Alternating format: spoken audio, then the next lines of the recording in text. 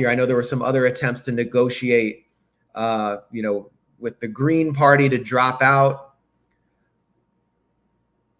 Well, I guess I slightly disagree there. I don't see a harm in putting out a demand and saying that that basically your vote depends on it. That if you're not going to impose an arms embargo on Israel and stop the genocide, then we'll vote uncommitted, or we'll vote for the Greens. Like, why not try that?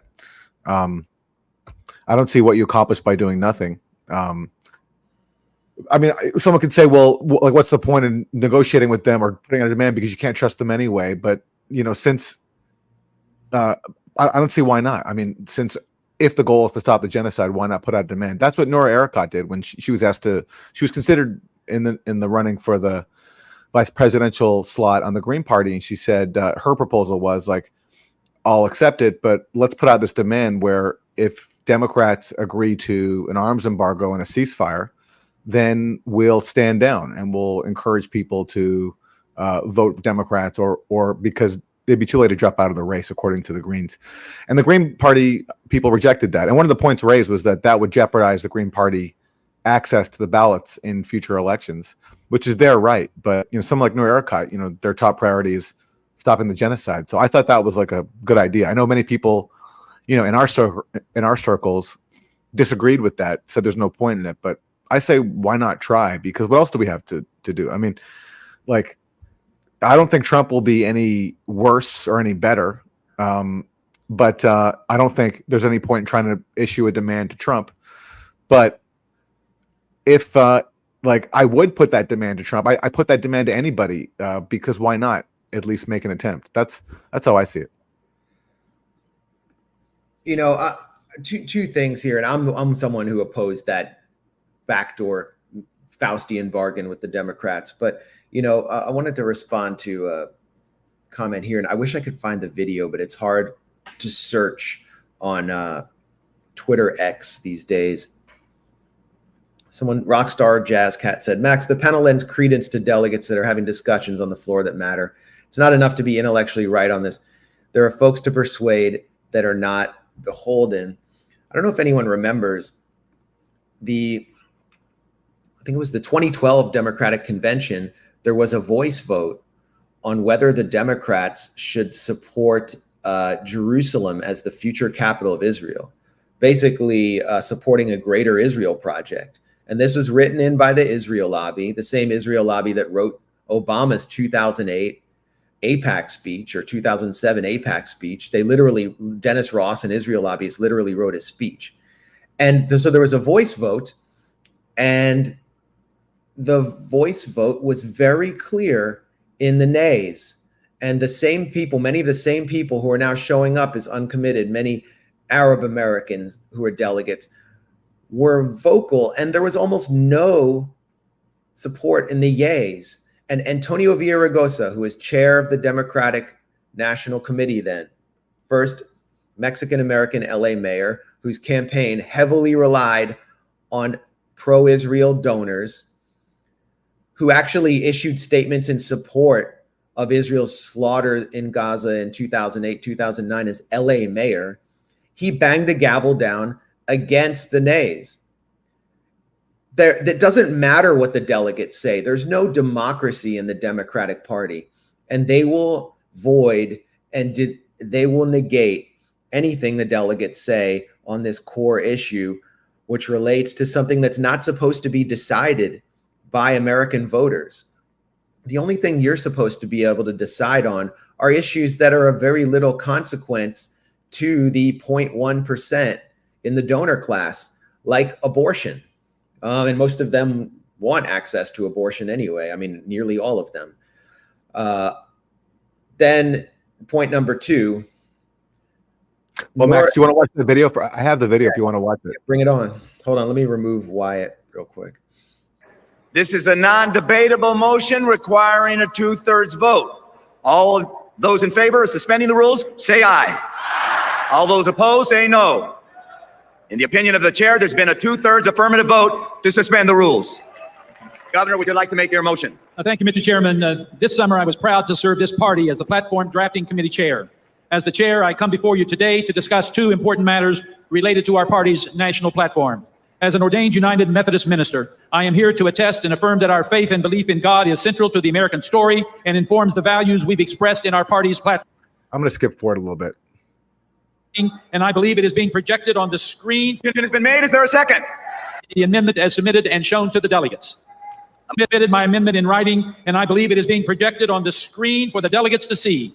I move adoption of the amendment as submitted and shown to the delegates. A motion has been made. Is there a second? Is there any further discussion? Hearing none, the matter requires a 2/3 vote in the affirmative. All those delegates in favor say aye. All those delegates opposed say no. In the opinion of the, let me do that again. All of those delegates in favor say aye. All those delegates opposed say no.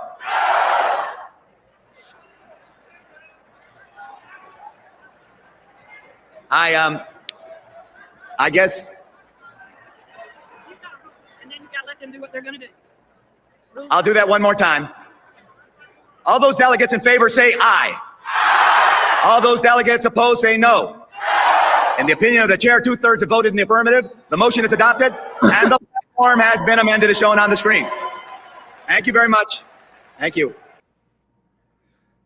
You know, it's interesting about that too. They talk about the amendment is shown on the screen, so they don't even actually read out the amendment. They showed on the screen, and there was a brief shot there where you could see it was talking about Jerusalem, as you mentioned, Max. So, like, they tried to even bypass people by not even fully reading out the amendment, but flashing it quickly on the screen. And as you mentioned, there was not sufficient quorum support for it, but the mayor, the LA mayor, just overruled them. Yeah, I remember some outlet did a sound analysis to prove that they were just overruled despite the obvious opposition. So I don't think there's going to be any respect for democracy within such a tightly controlled Democratic Party. We just witnessed a coup. Okay.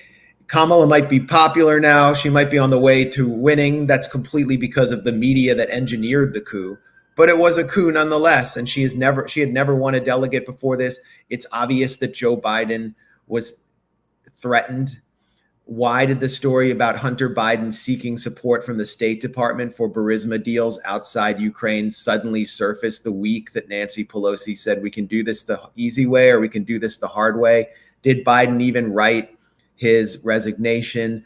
What the hell happened? It was a coup, and it's a slow motion coup that we've been witnessing through every single primary. The 2020 primary when Obama engineered it for Biden, the 2016 primary when, thanks to WikiLeaks, we know Debbie Wasserman Schultz and the DNC completely destroyed Bernie and engineered everything down to the debates to secure the nomination for Hillary Clinton.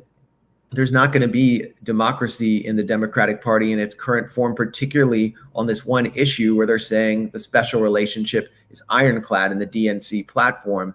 And so Noura Erakat comes from outside the Green Party, or they reached out to her from outside the Green Party because she's very influential and, you know, is as close as you can get to a kind of spokesperson for the Palestine solidarity movement in the U.S. And she demands a kind of backroom deal with the Democratic Party, very undemocratic Democratic Party, and with its leadership and is willing to concede to the Democratic Party on every other issue from the Green Party in order to prevent Trump from winning, which really accepts the Democratic Party's framing or the duopoly's framing. And so I wouldn't vote for the Democratic Party if October 7th and everything that happened since it had not happened because of what they're doing on the Ukraine proxy war, because of their pro-corporate policies, for so many other reasons. And I know a lot of Green voters feel the same, but there's also the acceptance of the honesty, the presumption of honesty on the part of the Democratic Party leadership, the same leadership that promised to close Guantanamo and which never did so. The same leadership, I mean, this is literally the same leadership today that promised not to enter into NAFTA. Bill Clinton promised American hard hat workers that he wouldn't enter into NAFTA and sell off their jobs to to Mexico and China, and that's what proceeded to happen. He did it. He lied to them.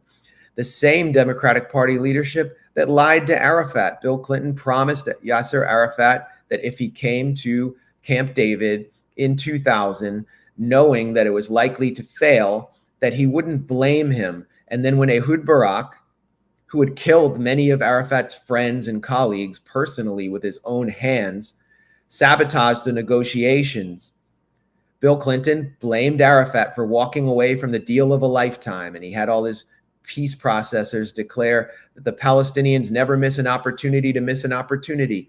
After October 7th, Hillary Clinton went on national, on all the corporate networks and said, Arafat and the Palestinians have destroyed the two-state solution and they only want to kill and they want to take over Israel. She went back to that lie. So we can't trust these people, and they can't be trusted to promise a ceasefire when there are so many other forces in play. So I don't know why you would presume honesty on the part of the Democrats, number one, and number two, subvert an independent campaign by setting the stage for it to withdraw and possibly put its ballot access in the future in jeopardy. I think what needs to happen is the Democrats need to be punished for what they have done for the last 10 months. And yes, we're going to talk about how awful Donald Trump and the Republicans are on this issue, but they can't do this without facing any consequences and seeing it. There has to be a price. Well, my argument is this would be a way to impose consequences, because if they didn't do it, if they didn't go along with the ceasefire call, then then you've organized the whole demand around it. And by the way, it wouldn't be a backroom deal. It's a very public demand. Either you impose a ceasefire and an arms embargo, or we're not going to drop out and you'll probably lose the election. So that's a way of imposing a cost. And I guess it comes down to, look, if you believe Democrats they deserve to be punished no matter what, then that's fine. Then you're prioritizing the imperative of being punitive for supporting the genocide over possibly doing something that could stop the genocide. I'm not saying it's likely, but what would actually happen, I think, is that, say the Greens would make this demand, there's no way Kamala Harris, like barring a miracle, would ever agree to it. But then once they rejected, that would show, and if they lost the election, that would show there was a very real cost to not accepting a ceasefire, because they could have done something that could have attracted, perhaps the votes that they needed to win. So I just don't see what the issue is here, unless you believe, and I can't argue with you if you think this is the highest priority. Just the Democrats deserve to be punished no matter what. But someone like a Palestinian candidate being asked to join a ticket, their top priority beyond punishment is doing what they can to impose a ceasefire. So I thought this was a good idea to do so, because if Democrats don't accept it, which they likely wouldn't, then you are actively involved in imposing a cost, because you're taking away their votes, not just not voting or voting for somebody else, but you're taking away their votes. And yeah, but I get it. There's plenty of reasons not to trust Democrats, and I'm not presuming that they would carry it out. But let's say Kamala Harris did say that, okay, fine, I will do a ceasefire and an arms embargo, and then she backed out. That would be humiliating for her, and that would have a huge cost as well. I mean, it's fair enough. You can't assume that they would carry it out, but I think it was a good idea, because the alternative is doing nothing, and either then Kamala Harris wins with tied to no demands, or Trump wins, and Trump's going to do the same policy that Kamala Harris and Joe Biden would anyway. So I don't know. I thought it was a good idea. And in terms of Green's ballot access, that's fine. If you think that's the highest priority, it's not worth risking it. I get that. It's the Greens party. So, but I think for a Palestinian, especially, to say, like, I'm doing everything I can to impose a ceasefire demand, I can't fault them for trying. So I see a tactical difference here, and it's not that it would have made there's a guarantee it would have made a difference anyway, because no matter what, Kamala Harris probably wouldn't have accepted it. But to repeat myself, I thought it was worth a try. Well, it's not doing nothing to mobilize as many people as you can for a third-party campaign that is challenging the corporate political system directly.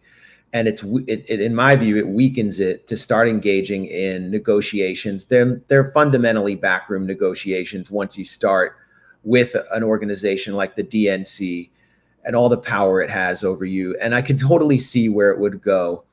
They would offer fake concessions and then paint Jill Stein and Noura as bad faith actors, just what they did to Ralph Nader, and then they'd blame them for their loss in a much harsher way, because there were attempts to negotiate with Ralph Nader in 2000. Mark Green, who was one of Nader's raiders, worked for one of Nader's nonprofits in DC, who became sort of a Democratic Party functionary. He promised Nader positions in a future Clinton administration if he would just drop out, but it didn't address the corporatized nature of the Democratic Party, how far right the party had gone. The fact that Al Gore was proposing a higher defense budget, a higher budget for the Pentagon than George W. Bush was. It didn't address any of the fundamental issues. And then they said, we tried with Nader. He was just intransigent. He was obstinate. He's an evil guy. And they set out to destroy his reputation. And they've already put Jill Stein under, they attempted to subject her to like an Espionage Act investigation, a Senate intelligence investigation. They Russiagated her. They are the party of war at this point. I'm sure Donald Trump is not exactly going to be the candidate of peace, but if you're not going to run a campaign directly against them and your voters, your constituents realize that you're engaged in backroom negotiations, you're destroying any hope for independent politics, and you're accepting the hegemony of the corporate duopoly. So I think it's not just a bad look, it's a bad strategy. It didn't happen anyway. And yeah, we should talk about. Well, let me say one thing though. The difference, though, I think the main difference between this and Ralph Nader in 2000 is that the Greens and the Uncommitted movement have leverage this time, because just Michigan alone, Michigan could decide the election.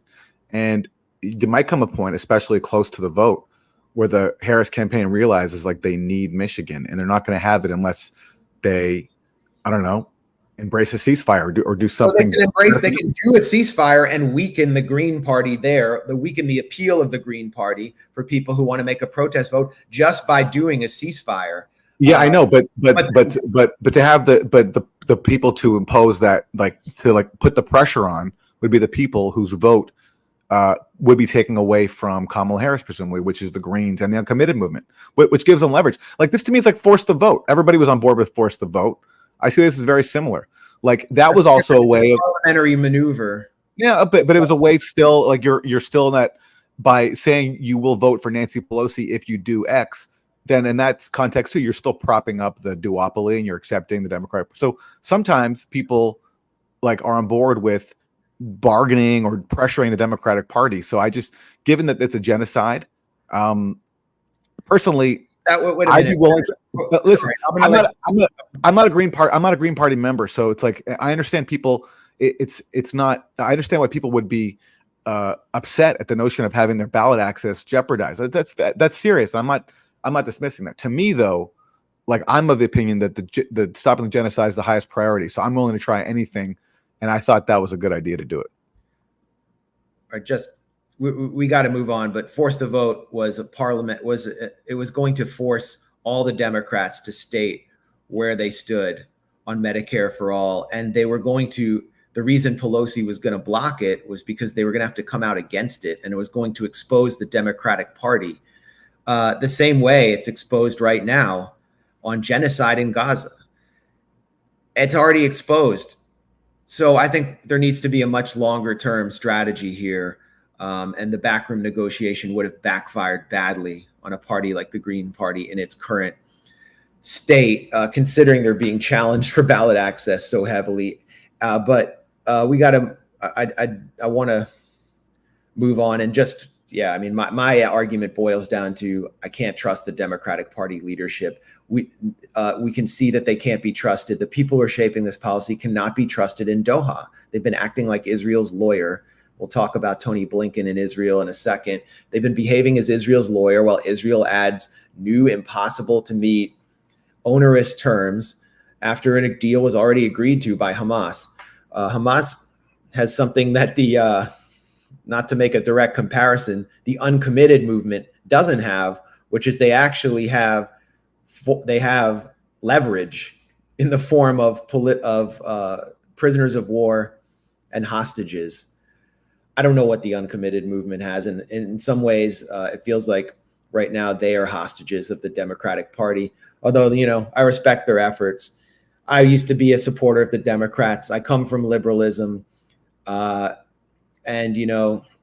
while I got tear gassed at the 2000 Democratic National Convention, when Gore and Joe Lieberman, who dedicated the rest of his life to war with Iran, was vice president, I was tear gassed there. I continued to hold out hope for a few years for the Democrats, and I just don't see in its current form how change from within is going to take place. That's my position. You heard Aaron's side.